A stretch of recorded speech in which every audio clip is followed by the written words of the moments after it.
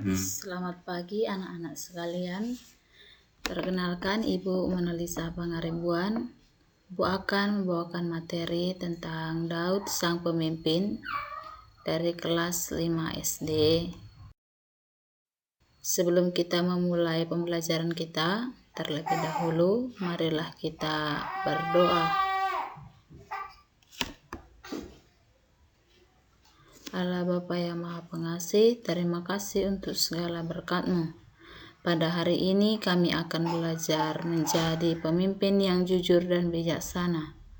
Ajarlah kami agar dapat meneladani Raja Daud sebagai pemimpin yang bijaksana. Demi Kristus Tuhan kami. Amin.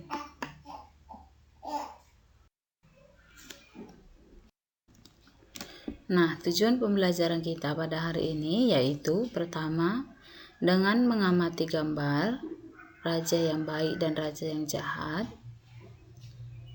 Dengan membaca kisah, siswa dapat mengenal dan menyebutkan ciri-ciri pemimpin atau raja yang baik. Yang kedua, diharapkan siswa dapat mengetahui dan menyebutkan tanda-tanda raja yang baik dan raja yang bijaksana atau raja yang jahat. Yang ketiga, dengan membaca kutipan teks kitab suci, diharapkan siswa dapat mengenal dan memahami keteladanan dari Raja Daud.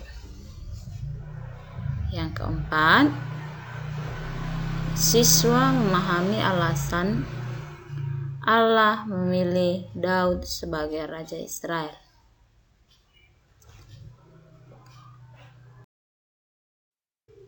Nah, yang pertama yaitu sebagai seorang siswa yang telah mempelajari kepemimpinan Raja Daud dari kisah, kita dapat membedakan ciri-ciri seorang pemimpin yang baik dan yang jahat. Nah, pemimpin yang baik itu seperti apa? Yang pertama, memiliki kejujuran dan integritas. Artinya apa? Seorang pemimpin harus jujur dalam melaksanakan tugas dan tanggung jawabnya. Yang kedua, memiliki visi dan misi yang jelas. Memiliki visi dan misi yang jelas artinya apa? Bahwa seorang pemimpin memiliki misi. Apa yang akan dia lakukan selama dia menjabat? Visi apa yang harus dia lakukan? Misalnya visinya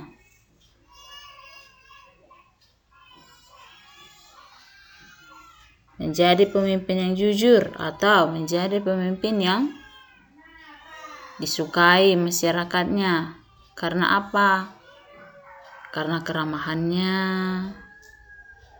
Lalu yang ketiga, mampu memotivasi.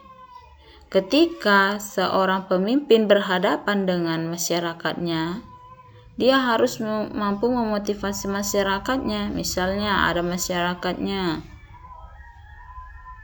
yang sedang mengalami duka cita, maka dia harus mampu memberikan motivasi, kata-kata penyemangat, kata-kata penghiburan. Ketika ada siswanya yang terluka, maka seorang kepala sekolah harus mampu memberikan motivasi. Lalu yang keempat, memiliki komunikasi yang efektif. Artinya apa? Pemimpin itu harus mampu berkomunikasi dengan baik dengan siapa? Bukan hanya kepada masyarakatnya saja, melainkan kepada bawahan-bawahannya. Contohnya, seorang kepala sekolah harus mampu menjalin komunikasi yang baik dengan siapa? Rekan-rekan gurunya sebagai bawahannya. Kepada siapa lagi? Kepada siswanya. Nah, itu dia artinya komunikasi yang efektif. Lalu yang terakhir, memiliki kepedulian. Ini yang paling utama. Seorang pemimpin harus peduli terhadap masyarakatnya, terhadap siswanya. Jika seorang pemimpin tidak ada kepeduliannya terhadap masyarakatnya, itu perlu dipertanyakan. Lalu ciri-ciri pemimpin yang tidak baik itu seperti apa? Nah, ini dia. Yang pertama adalah dia korupsi. Korupsi artinya apa? Hanya mementingkan dirinya sendiri. Lalu yang kedua, tidak peduli terhadap masyarakat. Apapun yang terjadi di masyarakatnya, mau terjadi kebakaran, mau terjadi duka cita, dia tidak peduli. Dia asik dengan keluarganya. Dia asik dengan bangkunya. Mau apapun yang terjadi terhadap siswanya, dia tidak peduli. Karena apa? Karena dia tidak menganggap siswanya itu sebagian dari dirinya. Lalu yang ketiga apa? Ciri-ciri dari pemimpin yang jahat atau yang tidak baik, yaitu mementingkan diri sendiri. Artinya apa? Dia lebih mengutamakan dirinya, mengutamakan keluarganya. Ketika datang masyarakatnya, dia tidak mau mendengarkan. Karena apa? Tidak ada waktu untuk masyarakat. Lalu tidak kooperatif. Artinya apa?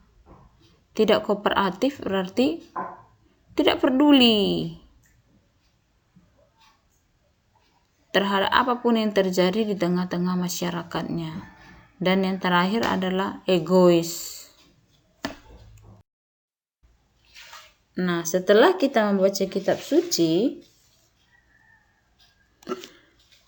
ada beberapa alasan kenapa Allah memilih Daud sebagai pemimpin bangsa Israel. Yang pertama adalah Daud pemimpin yang rendah hati dan mengandalkan Tuhan. Yang kedua, Daud mampu memimpin dengan keadilan dan kebijaksanaan. Yang keempat, mampu memperluas wilayah Israel dan membawa bangsa kepada kejayaan. Yang keempat, mengutamakan ibadah dan ketaatan kepada Tuhan. Itulah alasan kenapa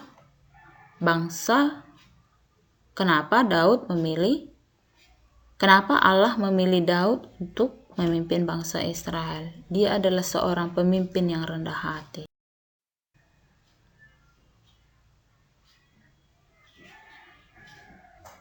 Lalu, anak-anak, teladan apa yang dapat kita ambil dari Raja Daud?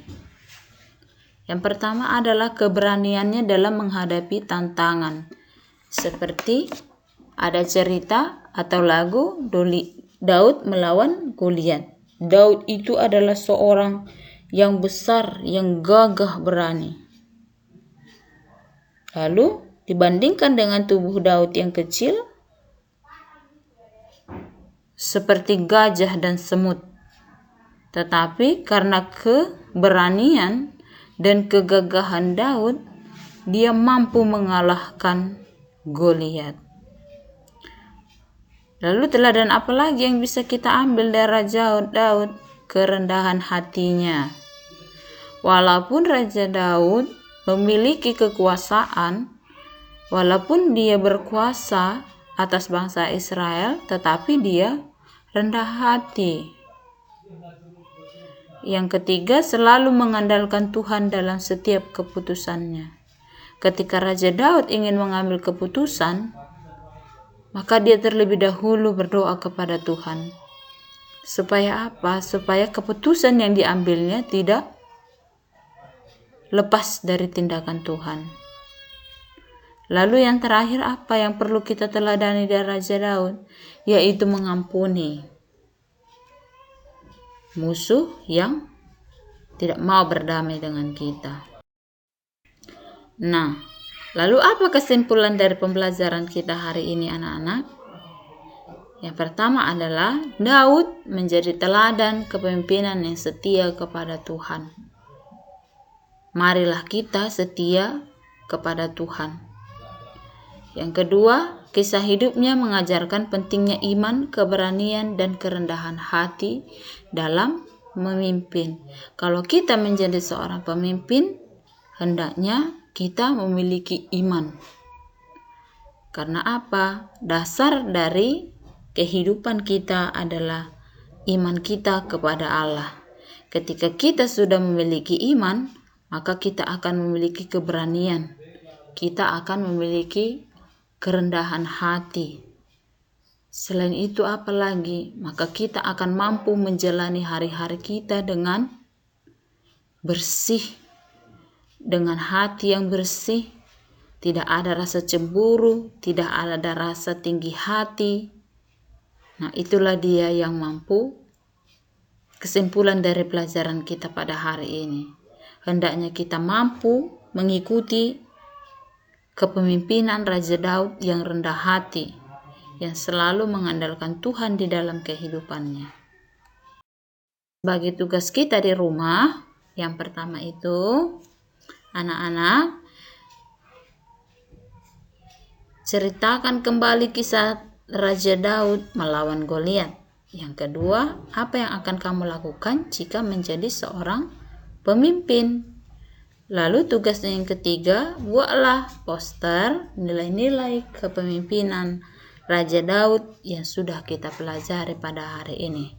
Baiklah anak-anak, demikian pembelajaran kita pada hari ini. Semoga apa yang Ibu sampaikan dapat kita ingat dan dapat kita imani di dalam kehidupan kita sehari-hari. Terima kasih.